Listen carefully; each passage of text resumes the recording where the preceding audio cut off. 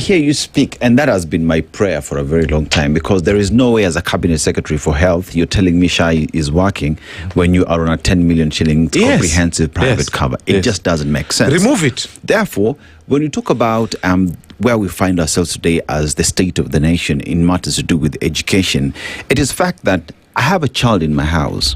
Every time they come, I'm not feeding them githeri with weevils. Yes. They're eating the best githeri there is. Yes. That this child is equally not insane, that when they get to school and they see weevils, they will raise that as a problem. Yes. And nobody today wants to talk about these facilities as a problem, because even the PS is talking about it's 2,000 who have a problem, not everyone else, and we will not shut down the schools, instead of saying, we have not invested in education. We see a problem.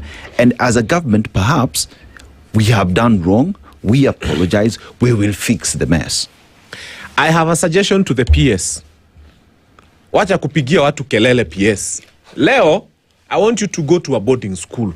Choose one near here, Kiragale. And don't tell them you're coming. Don't tell them you're coming. Go and get served the evils and eat. They will serve you githeri that has weevils. I want you to eat it for lunch.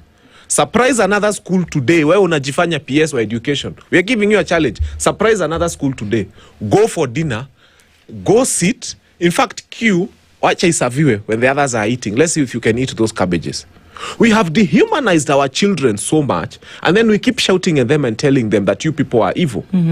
I took my son to a national school, and every time he was in school, I had to give him extra pocket money to buy bread, just to cover for the rubbish of the kind of food that they give them in school. I'm sorry to call it rubbish, but it is. It is. We have treated our children in this school like prisoners. Even prisoners are not treated that badly. And then you come and say wanachoma dormitory. Wanachoma dormitories, upeleke mtoto wako akule huko. All the MPs, stop, making noise in parliament. Take your children, look for these schools, take them there, insist they have lunch there. Wataumwa na tumbo wiki mbili.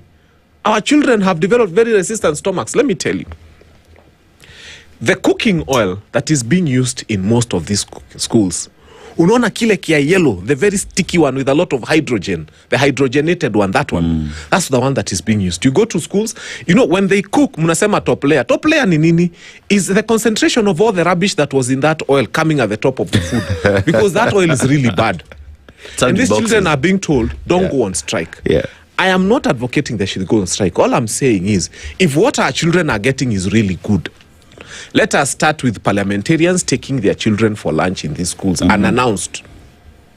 Let us start with having a day. UPS, if you have a son who is 17, 18, take him to spend a night. By the way, what they've done, beyond starching them in dormitories, they don't allow you to see because they put them in triple deckers. Yes. Triple deckers. So tunasema wewe minister of education, you think you can make noise at people? Take your child to go and sleep in triple decker. Alala hiyo juu aote vile anaotanga kwa hiyo kitanda yake 5-star. Ataanguka na kichwa chini. Or in the corridor. Even sleeping is a skill.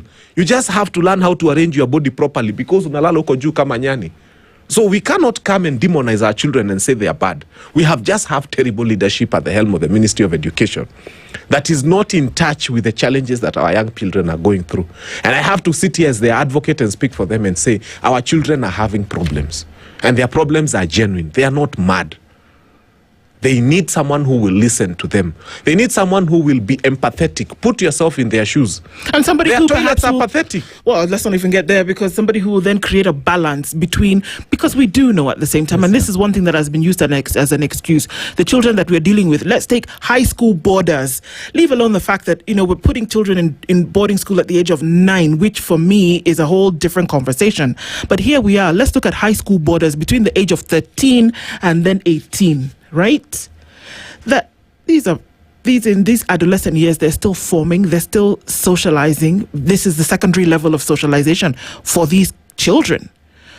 So we can understand that sometimes they can make this up, but there's some fundamentals that you cannot run away from when they open their mouths to say certain things that we have for the longest time said children should be seen and not heard. Be heard, yeah. But in this case, we are saying, come on, the way the world has changed. For goodness sake, you introduced an entire curriculum that depends on them speaking their mind, and then you want to muffle their voices later on. We can understand that there are people who will be over demanding, but if you get the general consensus across board, being basic things like listen to us, that for God's sake we should not shower with dirty water.